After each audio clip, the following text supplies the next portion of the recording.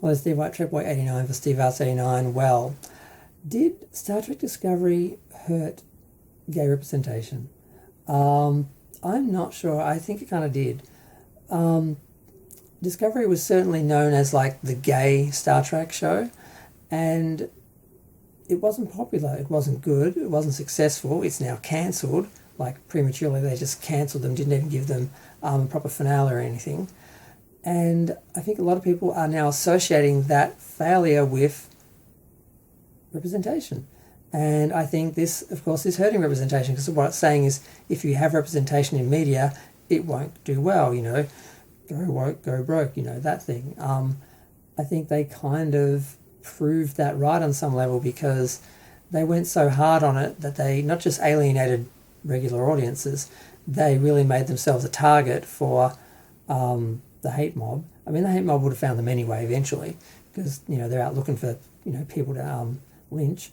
But yeah, they really made it easy for them, and they made statements like they don't want Trump supporters for fans, and saying that the Klingons who are isolationists were basically Trump supporters, and they just were really obvious and really on the nose. Whereas in the past, Star Trek has been humanist and sort of always showed both sides of each story, so that you could approach from both sides without being alienated and see the other side and actually maybe learn something, maybe have your mind opened and, be inspired or educated or getting a message that was subtle.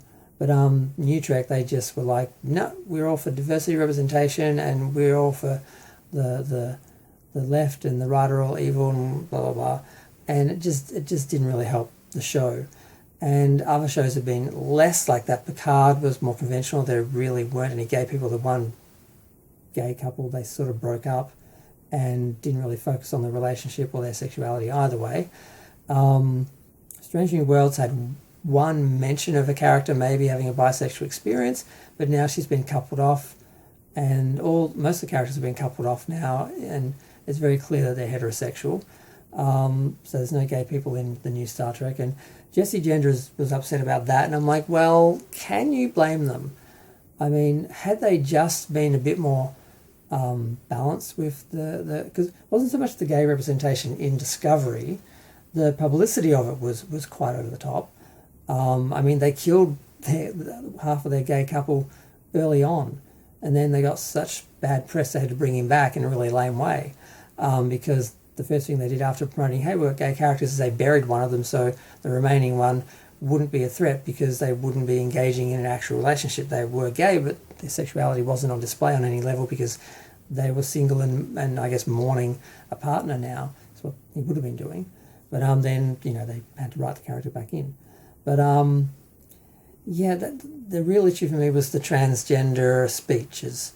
They had a transgender character, and they literally were telling the gay person in the 32nd century, because they were from the 32nd century, although the character was from the 21st century originally, was telling them about pronouns. Now, this speech obviously is ridiculous in that time period. There's no way anyone would have to be told about diversity, representation, homosexuality, anything like that, bisexuality, transgender, anything. They wouldn't need to be told. They wouldn't need pronouns to be explained to them. It was obviously just done for the audience, and it was very sort of condescending and pandering, and I think things like that sort of hurt the show. And because it's seen as the gay show, the fact it failed so hard, I think actually is reflecting bad on the gay community and representation in media. So yeah, they didn't really achieve much, and I think they just hurt the cause in the long run. And we're probably not going to see any gay characters in Star Trek for a long time. And had they just been subtle about it and,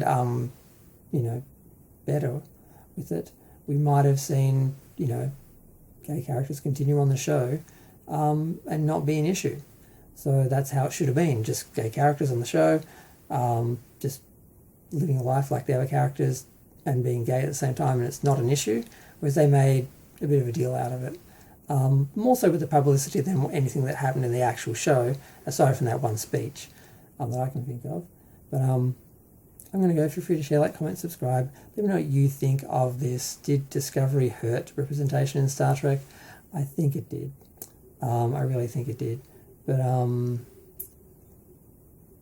yeah, I don't know how long till we get another gay character, but it kind of, it always bothered me that there wasn't a gay character in Star Trek. But since New Trek isn't Star Trek, we still haven't had a gay character in Star Trek yet, an openly gay character in Star Trek, except maybe Garrick. And he was gay, but they really didn't pay attention to it, and they had other conflicting storylines and things, and he sort of had to have a beard and have these other sort of relationships and elements and things, which was more it was part them not dealing with the issue and ignoring it, and part them having other things sort of happening. But that's a whole other video. I'm going to go. Let me know what you think of the whole thing. I've been meaning to make this video for a while, but I wanted to have more specific examples, but I just decided to go general.